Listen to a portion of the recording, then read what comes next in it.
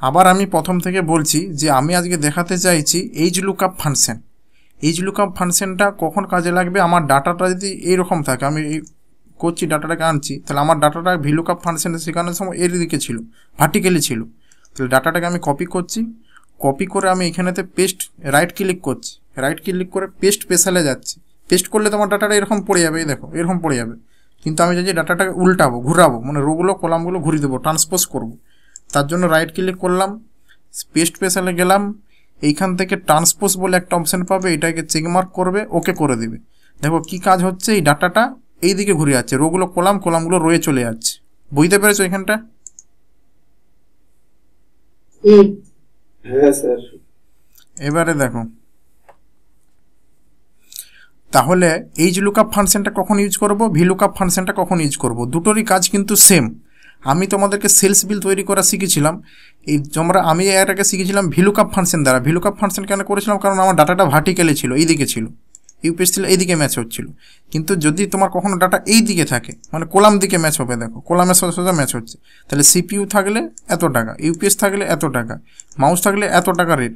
আগে কি ছিল, সিপিইউ থাকলে এত টাকা, সেমই জিনিস, শুধু ওই দিকটাই ছিল, এটা উল্টোটা হচ্ছে। ঠিক আছে, তাহলে এরকম জিনিসটা আমি কীভাবে এই রেটটা বার করবো, তাহলে রেটটা এখানে দেখো ভিলুকআপ দ্বারা বার করেছিলাম, ভিলুকআপ দ্বারা বেরিয়েছিল, আমি তখন এই টেবিলটা টেনেছিলাম। ঠিক আছে, সেমভাবে জিনিসটা হবে।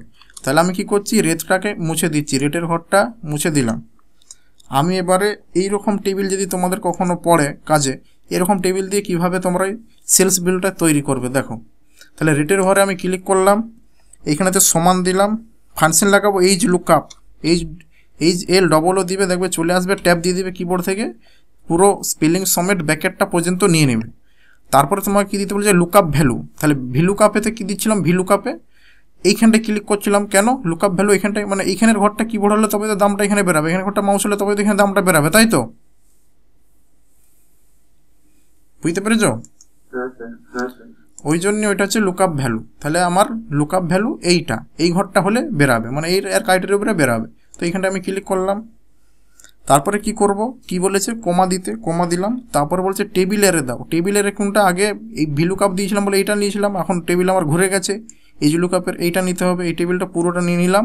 নিয়ে নেওয়ার পর লক করতে হবে, দেখো এখন আমার লক নাই, লক করে দিচ্ছি, কিবোর্ড থেকে F4 প্রেস করছি, লক হয়ে গেল। কিভাবে বুঝবে, ডলার সাইন হয়ে গেল। ঠিক আছে, কমা দিলাম, রো ইন্ডেক্স নাম্বার দিতে বলেছে। তাহলে আগের রো ইন্ডেক্স নাম্বার কত ছিল, এটা 3 দিয়েছিলাম, কেন, কারণ এই ঘরটা সিলেক্ট করেছিলাম, এইটা ছিল 1, এইটা ছিল 2, এইটা ছিল 3। সেমভাবে এইদিকেও কাউন্ট করো, এইদিকে, এবার এইদিকে কাউন্ট হবে রোয়ের দিকে, এটা 1, এটা 2, এটা 3, কোনখানটার মধ্যে কাউন্ট হচ্ছে, যতটা আমি সিলেক্ট করেছি তার মধ্যে কাউন্ট হবে। ঠিক আছে, তাহলে আমি যেহেতু রেট বার করতে চাইছি, তাহলে আমাকে এখানে কত নাম্বার দিতে হবে, কে বলতে পারবে? 3 নাম্বার দিতে হবে। তো এখানে আমি 3 নাম্বার দিচ্ছি, কারণ আমার এই যদি আমি রোটাকে পুরো ম্যাচ করে 1, 2, 3-এ আমার রেটটা আছে, তাই আমি 3 দিলাম। 2 করার জন্য 0 দিতে হবে ডিফল্ট হিসাবে, ব্র্যাকেট ছাড়া করলাম, এন্টার দিলাম। তারপর আমি ধরে ড্র করে দেবো, অটোমেটিক্যালি আমার দামটা চলে আসবে। এগুলো কেন এনে দেখাচ্ছে তোমরা বুঝতেই পারছো, এখানে খালি আছে বলে। এখানে আমি যদি কোনো একটা জিনিস করে দিই এইচডিডি, দেখো দেখাচ্ছে 4930, কেন দেখাচ্ছে, কারণ এইখানে আছে এইচডিডি সোজা রেটটা চলে আসছে।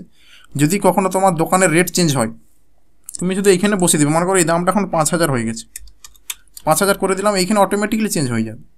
ঠিক আছে, বোঝা গেল এইজ লুকআপ জিনিসটা কি? এরপরে কিভাবে তোমাদেরকে কিভাবে এনেটা তুলতে হবে শেখানো আছে, কিভাবে এখানে টোটালের যোগফল করে পুরো জিএসটি বার করবে সব শেখানো আছে। এর আগের ভিলুকআপ ফাংশনটাতে আমি সব দেখিয়ে দিয়েছি। ঠিক আছে,